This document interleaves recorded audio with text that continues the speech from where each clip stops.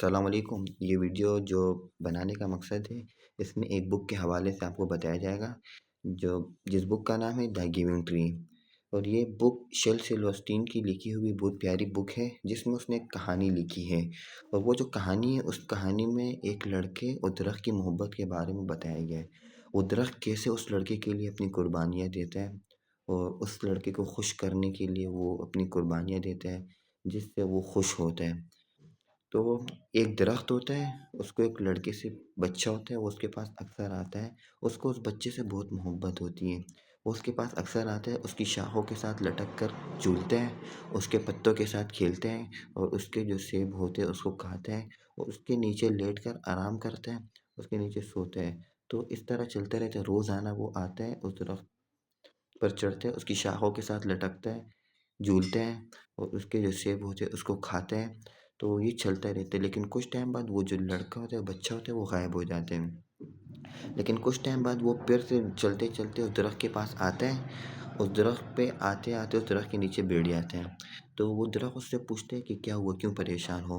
تو وہ لڑکا اس کو کہتا ہے کہ مجھے پیسے چاہیے۔ تو وہ درخت اس کو کہتا ہے میں آپ کو پیسے تو نہیں دے سکتا، لیکن میں آپ کو اپنے سیب دے سکتا ہوں، آپ یہ سیب جا کر بیچیں بازار میں، اور اس سے آپ پیسے کما سکتے ہیں۔ تو وہ لڑکا بھی خوش ہوتا ہے، اور وہ درخت بہت خوش ہوتا ہے، کیونکہ اس کو اس بچے سے بہت پیار ہوتا ہے نا۔ تو وہ اپنے سیب اس لڑکے کو دیتا ہے، وہ جا کے بازار میں اس سیب کو بیچ دیتا ہے۔ تو وہ کچھ ٹائم بعد تک وہ لڑکا غائب رہتا ہے، لیکن کچھ ٹائم بعد وہ لڑکا پھر اس درخت کے پاس آتا ہے ایک اور خواہش لے کر۔ وہ خواہش ہوتی ہے، وہ کہتے ہیں کہ مجھے اپنا گھر چاہیے، میں اپنا گھر بنانا چاہتا ہوں۔ تو وہ جو درخت ہوتا ہے، وہ اس کو کہتے ہیں کہ تم میری شاخوں کو کاٹ کے اپنے لیے گھر بنا لو۔ تو وہ جو لڑکا ہوتا ہے، وہ اس کی شاخوں کو کاٹ کر اپنے لیے گھر بنا لیتا ہے، لیکن وہ پھر غائب ہو جاتے ہیں۔ تو پھر وہ کچھ ٹائم بعد جو وہ لڑکا ہوتا ہے اور جوان ہو کر آتا ہے، اور وہ کہتا ہے کہ میرے کو نا ایک کشتی چاہیے، جس سے میں نا دور دور جانا چاہتا ہوں، اس پر سوار ہو کر دور دور جانا چاہتا ہوں۔ تو وہ جو لڑکا ہوتا ہے، جو درخت ہوتا ہے، تو وہ اس کو کہتا ہے کہ تم مجھے پیڑ کو کاٹ کے اپنے لیے اس سے ایک کشتی بنا لو۔ تو وہ جو لڑکا ہوتا ہے، اس درخت کو کاٹ دیتا ہے، اس کی چھوٹی سی وہ جو اینڈ میں بچتی ہے نا درخت، بالکل چھوٹی سی لکڑی بچ جاتی ہے، بالکل اینڈ کا وہ بچ جاتا ہے۔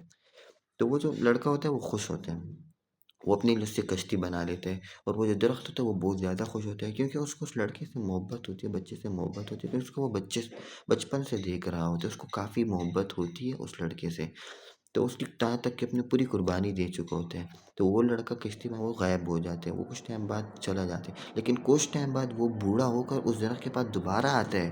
جب وہ اس درخت کے پاس دوبارہ آتے ہیں نا، تو وہ درخت تھوڑا سا مایوس ہو کر بولتا ہے اب تمہیں کیا چاہیے، اب تو میرے پاس تمہیں دینے کے لیے کچھ ہے بھی نہیں، تاکہ میں کیا دے سکتا ہوں تمہیں۔ تو وہ لڑکا، وہ بوڑھا ہو جاتا ہے، وہ اس کو کہتے ہیں کہ مجھے بیٹھنے کے لیے صرف جگہ چاہیے۔ تو وہ جو اس کے پاس چھوٹی سی اینڈ میں جو درخت کے بالکل اینڈ کا جو بچ جاتا ہے نا، تو اس کو جو بالکل اینڈ کا بچ جاتا ہے، تو وہ اس کو کہتے ہیں کہ آپ اس پہ بیٹھ جاؤ۔ تو وہ جو بوڑھا ہوتا ہے وہ اس پہ بیٹھ جاتا ہے، اور وہ درخت بھی خوش ہوتا ہے۔ یہ جو کہانی ہوتی ہے اسی کے ساتھ اینڈ ہو جاتی ہے، کہ کس طرح وہ درخت نے اس لڑکے کو خوش کرنے کے لیے پوری قربانی دے دی۔ تو اس کہانی سے ہمیں یہی سمجھ آیا تھا، اس بک کی کہانی سے، کہ وہ لڑکے کیسے، کہ انسان کیسے خود غرض ہوتا ہے، وقت کے ساتھ ساتھ اپنی فرمائشیں بڑھاتا رہتا ہے۔ اور جیسے وہ بچپن میں چھوٹا تھا، اس کے ساتھ کھیلتا تھا، پھر تھوڑا سا بڑا ہوا، اس نے سیبوں کی فرمائش کی، اس نے اپنے سیبوں کی قربانی دی، اس کو پھل دیے تاکہ وہ بیچے، اس کے پاس پیسے آئیں۔ لیکن اس کا اسی سے بھی پیٹ نہیں بھرا، اس نے کہا کہ مجھے گھر چاہیے، جس کو اس نے اپنی شاخوں کی بھی قربانی دے دی۔ اینڈ میں یہاں تک کہ اس کی کشتی کے لیے اس نے اپنے آپ کی پوری قربانی دے دی۔ تو وقت کے ساتھ ساتھ انسان بدلتے ہیں، انسان وقت کے ساتھ ساتھ اپنی فرمائشیں بڑھاتے ہیں، کیسے وہ استعمال کرتے ہیں۔ تو اگر اس کہانی کو آپ آج کے دور کے ساتھ میچ کریں نا، کیسے ہماری یہاں پر کتنے درخت ہوتے ہیں، ہم درختوں کو کاٹ دیتے ہیں۔ ہم اگر صرف درختوں کے پھلوں کا بھی فائدہ اٹھائیں نا، اس کو بیچیں جا کے بازار میں، یہ ہمارے لیے کافی ہے، لیکن ہم اپنے ضروریات کو پورا کرنے کے لیے ان درختوں کو کاٹ دیتے ہیں۔ تو میں آپ سے یہی کہوں گا، آپ اس کہانی کو پڑھیں، اس کہانی سے کچھ نہ کچھ سبق حاصل کریں۔